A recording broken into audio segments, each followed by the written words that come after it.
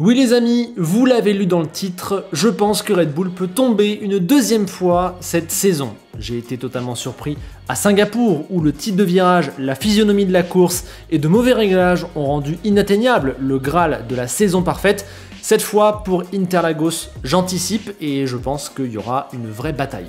Vous aurez le droit de vous moquer de moi lundi dans le débrief quand Max aura gagné le sprint et le Grand Prix avec 45 secondes d'avance. Mais en attendant, je le pense, donc je vais vous exposer mes arguments.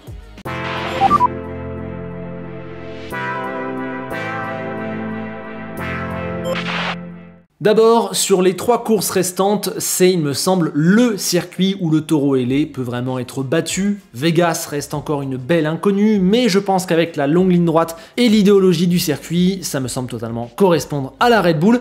Et Abu Dhabi risque d'être un Grand Prix assez terne et peu disputé. Finalement, un peu comme d'habitude à Abu Dhabi quoi. Alors qu'Interlagos, on a souvent de très belles courses, des surprises, des dingueries. Et ça me semble aussi plus dur pour Red Bull. On reste en tout cas sur 2 victoires Mercedes à la régulière. Les flèches d'argent avaient plus de rythme que la Red Bull là-bas. Je n'irai pas jusqu'à dire qu'ils n'aiment pas ce circuit, car Max y a archi dominé en 2019, année où pourtant c'était la Mercedes qui était archi dominante, et on y doit aussi gagner en 2018 sans l'accrochage avec Ocon. On a aussi Vettel et Weber qui ont gagné dans le passé sur ce tracé mythique. Donc bon, on va peut-être pas aller aussi loin, mais c'est pas exactement non plus leur terrain de jeu préféré. Autre argument, ça ne vous aura pas échappé, la Red Bull qui a archi dominé la saison est menacée ces dernières courses, disons sur le dernier tiers de cette saison, et c'est en partie à cause du fait que les hommes d'Adrian Newey ont stoppé d'améliorer cette voiture, maintenant qu'elle a ramené les 2 titres et qu'il est impossible de faire le 22 sur 22, on a shifté les ressources, l'argent et les têtes sur 2024. La conséquence, c'est que derrière, il y en a quelques-uns qui se rapprochent et il y a déjà eu des frayeurs pour Red Bull. Norris aurait largement embêté Verstappen au Qatar s'il était parti en première ligne. McLaren était impressionnante ce week-end-là, pour moi il y avait match. Et puis surtout, il y a eu Austin. Hamilton aurait dû franchir la ligne en première position si Mercedes ne lui avait pas fait perdre du temps au moment du premier arrêt. C'est un fait, la marge de la Red Bull s'est considérablement réduite ces dernières courses. Et je pense que du coup, pour Interlagos, il n'en reste peut-être pas assez. Mexico vient un peu me contredire, mais je prends le pari que justement, ce circuit a des caractéristiques trop particulières. Il est trop différent avec l'altitude et le fait que Red Bull y a toujours excellé. C'est un peu un trompe-l'œil. On note aussi que récemment, il y a une petite pénurie entre guillemets de pole pour Verstappen. Il n'a signé le meilleur temps que dans 3 des 8 derniers exercices chronométrés. Ce n'est pas anodin et je pense qu'à Interlagos il aura du mal à être en pôle, en tout cas ce sera à minima très disputé et ça peut jouer pour la suite des opérations.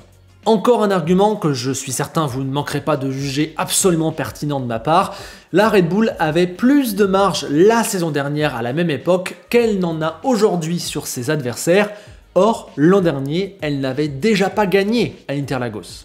Alors au Mexique, ils ont été plus écrasants que l'an dernier, c'est vrai, Max a encore collé une quinzaine de secondes à Hamilton, sauf que là, il l'a fait sur 35 tours et pas 71, et avec une gamme de pneus plus dure. C'était une sacrée démonstration. Mais comme je l'ai dit, je pense qu'il faut mettre Mexico un petit peu à part, et je vais rester sur les exemples d'Austin et du Japon. À Suzuka, il avait mis une trentaine de secondes à Leclerc en 2022, en seulement 28 tours, la Red Bull survolait, Perez avait même fait 2e. Cette année, Norris n'a pris que 19 secondes alors que là, il y avait bien les 53 tours prévus. Alors certes, il n'y avait pas la pluie et les circonstances de course étaient différentes, donc c'est pas une comparaison parfaite, mais c'est déjà parlant. Et à Austin, une safety car l'an dernier avait regroupé tout le monde avec seulement 25 tours restants. Max avait tout de même gagné avec 5 secondes d'avance, malgré un arrêt de 11 secondes. Il avait littéralement déposé Leclerc et Hamilton, il avait gagné avec une certaine facilité, ce qui n'a pas été du tout le cas cette année où on le répète, ce n'est pas lui qui aurait dû franchir la ligne en premier si tout le monde avait maximisé son jeu, et puis surtout cette année, il n'aurait pas gagné avec un arrêt de 11 secondes de long, tout ça alors que cette année, il y avait tous les tours, alors qu'en 2022, la relance de safety car avait créé une deuxième course plus courte. Bref, tout ça c'est des preuves que sur cette fin de saison, la marge de Red Bull est réduite sur la saison dernière et donc je pense que cette marge peut ne pas suffire au Brésil. Et oui, car l'an dernier déjà, malgré une voiture avec plus d'aisance, il n'avait pas gagné ici. Alors qu'il s'est lancé devant tous ses concurrents dans le sprint, il s'était fait manger par Sainz, Russell et Hamilton et n'avait terminé que 4e.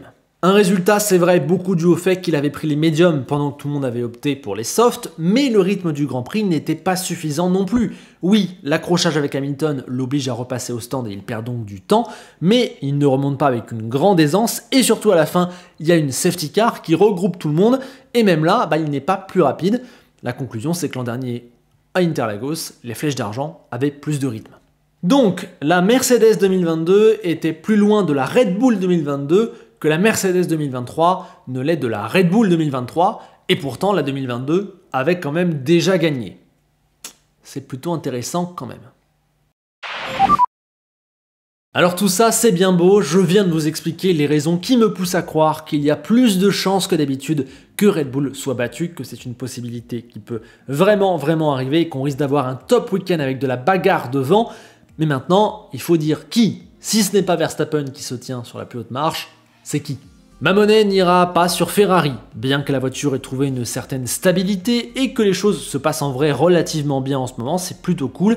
Eh bien, il me semble toujours manquer de rythme et de tenue de gomme en course qui est un petit peu leur point faible. Ils dégringolent un peu les dimanches et ne suivent pas totalement Mercedes, McLaren et surtout pas Red Bull. C'est plutôt une voiture de qualification. D'ailleurs, j'imagine bien une pole rouge, voire une première ligne rouge vendredi et samedi soir pour les deux qualifs puisque c'est un week-end sprint. Mais voilà, par contre, la stat, c'est que sur les 8 dernières poles, il y en a 4 Ferrari, tout ça pour 0 victoire. Et même des choses un peu plus inquiétantes, Leclerc qui se fait doubler par Hamilton au Mexico alors que ce même Lewis part 6ème, et Leclerc qui n'est même pas sur le podium à Austin, à la régulière on va dire. Si on rajoute à ça le fait que comparativement Interlagos me semble un circuit où la Ferrari réussit un petit peu moins bien qu'ailleurs, ouais, clairement je ne parie pas sur les rouges, Sainz et Leclerc seront là mais plus en embuscade que pour jouer vraiment la victoire. Je pense, après s'ils me font mentir, c'est pas mal, ça me va. Donc, si quelqu'un peut empêcher Red Bull de gagner, ça se joue entre McLaren et Mercedes, et je vais même aller plus loin, pour moi, ça se joue entre Norris et Hamilton. Oui, j'exclus Russell, alors oui, évidemment, il a gagné ici l'an dernier, où il avait vraiment été excellent, il avait dominé le week-end de la tête et des épaules, ça peut lui redonner ce surplus, il aime peut-être plus ce circuit qu'ailleurs, mais sa forme récente ne laisse pas vraiment présager une telle prestation. Depuis que la Mercedes a introduit des évolutions à Austin, il est vraiment en peine, très loin derrière Lewis. On peut même dire que ses 2 dernières sorties sont vraiment pas terribles. Donc s'il arrive dans cette période à battre un Lewis Hamilton en feu, la seule fois de l'année où Mercedes peut jouer une victoire, non seulement il me ferait incroyablement mentir, mais en plus il passerait un petit peu dans une autre catégorie au niveau de la hiérarchie sur la grille, je trouve. Pour moi, c'est pas le plus probable ce week-end. Et finalement, c'est exactement pareil pour Piastri, qui, tout bluffant et talentueux soit-il, il fait une très bonne saison rookie, n'a pas le niveau de performance de Norris. La totalité des courses de cette saison l'a prouvé. Rien de grave, mais concrètement, au moment de l'imaginer devant son coéquipier, je ne l'imagine tout simplement pas, sauf une défaillance de la part de Norris. Donc on a 2 duels pour tenter de battre Red Bull et Verstappen ce week-end.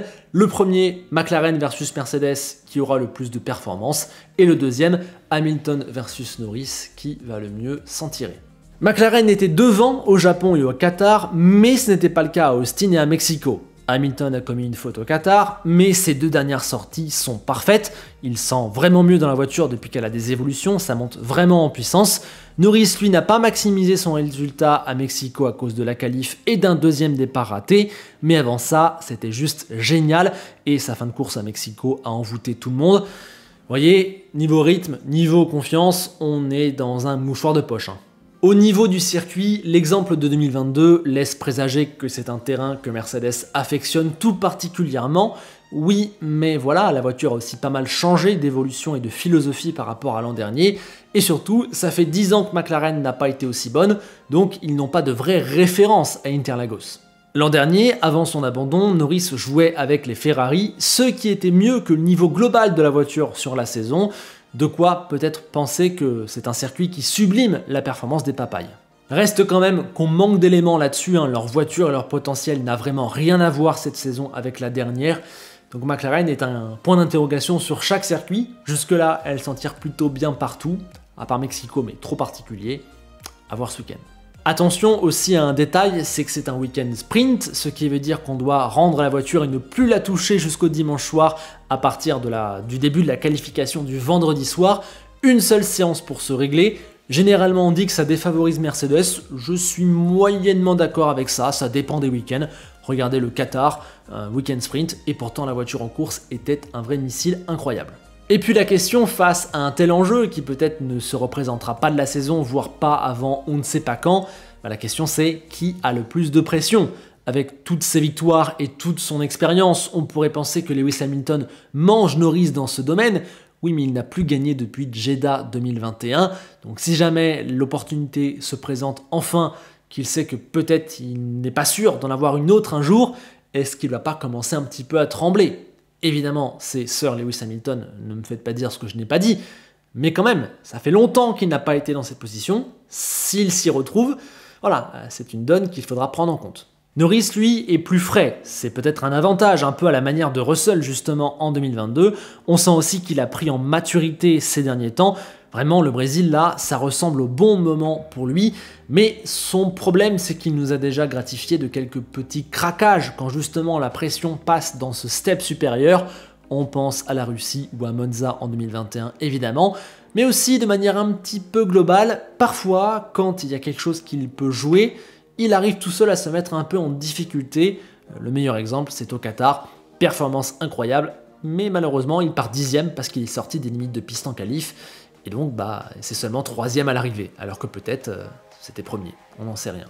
Côté équipe, Mercedes est sous une immense pression. Leur seule chance de victoire est potentiellement là, et vu leur statut, ne pas gagner de toute une saison, ce serait vraiment un échec, presque même un fiasco. Donc si jamais ils sentent que ce week-end ils peuvent, c'est la pression maximale. En plus, du coup, ça fait longtemps qu'ils n'ont pas joué une victoire, qu'il va falloir vraiment peut-être se battre pour l'avoir, et ils sont peut-être un peu plus imprécis ces derniers temps, en témoignent les stratégies de Singapour et d'Austin, qui n'ont pas été totalement optimales alors qu'il y avait un coup à faire. McLaren, elle a peut-être l'avantage d'être dans la position d'outsider, où finalement elle n'a pas grand chose à perdre. Si elle ne gagne pas ce week-end, on ne leur tombera pas dessus de la même manière que l'on tomberait sur Mercedes. Mais voilà, le revers de la médaille, c'est du coup qu'ils ont beaucoup moins d'expérience. Certes, il y a eu Monza 2021, mais franchement, c'est pas pareil. C'est pas du tout la même physionomie de la saison, de l'équipe, etc. Non, on est encore dans un autre truc. Donc quand il va falloir gérer ce truc qu'ils ne connaissent pas et qui dépasse tout ce qu'on peut connaître en Formule 1, c'est peut-être eux qui vont avoir la tremblote. Vous voyez, tous les arguments peuvent se contrer et s'auto-contrer. Personnellement, tant que je n'ai pas une idée assez précise du rythme des uns et des autres, c'est-à-dire avant la course sprint, je vais avoir beaucoup de mal à décerner un favori. Je vais quand même me mettre une petite piécette sur Lewis Hamilton et Mercedes. Voilà, c'est un petit peu l'image qu'on retient en tête avant d'arriver au Brésil, lui avec le drapeau. Red Bull qui peut être battu ce week-end pour toutes les raisons que j'ai expliquées. On pense à Lewis, mais attention, ça se trouve McLaren a un avantage en perf ce week-end, et en fait, elle est là, la première victoire de Norris.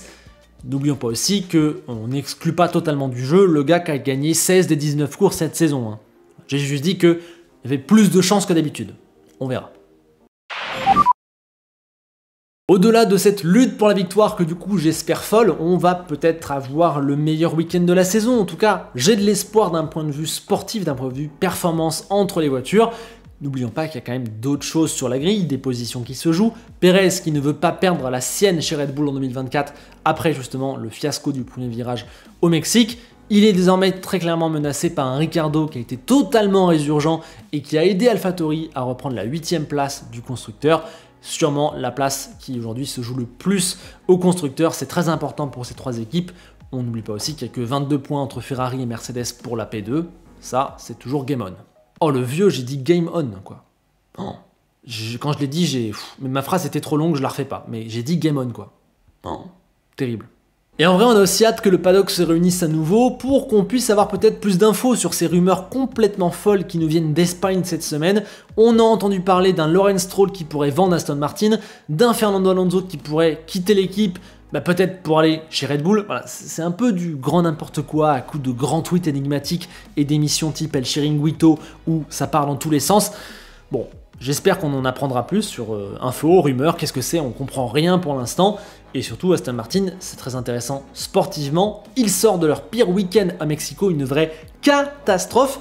Mais voilà, encore une fois, je mets de côté. Et je me rappelle qu'à Austin, les upgrades avaient très bien marché en course où ils étaient très fortement remontés. Ils marchaient mieux qu'Alpine, par exemple. Voilà. Où en est Aston Martin? On aura peut-être un début de réponse à Interlagos, et surtout ça va être important de bien finir 2023 pour relancer 2024, parce que là, ils finissent très mal. Sur ce, n'hésite pas à me dire ce que tu penses de tout ça en commentaire, à me laisser tes pronostics. Verstappen va-t-il être battu? Si oui, par qui? Est-ce la 104e de Lewis, la première de Norris, la deuxième de Russell, la 6e de Leclerc? Je ne sais pas, à toi de me dire. Et n'hésite pas aussi à me donner ton ressenti sur le week-end au global, sur les rumeurs sur Alonso. On est là pour discuter de tout ça. Merci de votre soutien, n'hésitez pas à lâcher un petit like, à vous abonner, ça m'aide toujours énormément, le petit rappel en fin de vidéo évidemment. Et on se quitte avec Enzo Ferrari qui, si jamais il constate que Ferrari ne peut pas battre Red Bull ce week-end, deviendra fan de Red Bull pour empêcher Mercedes et McLaren de le rejoindre en tant qu'équipe à avoir battu la voiture la plus dominante de tous les temps. Et ouais, malin, parfois faut contre-supporter. À bientôt.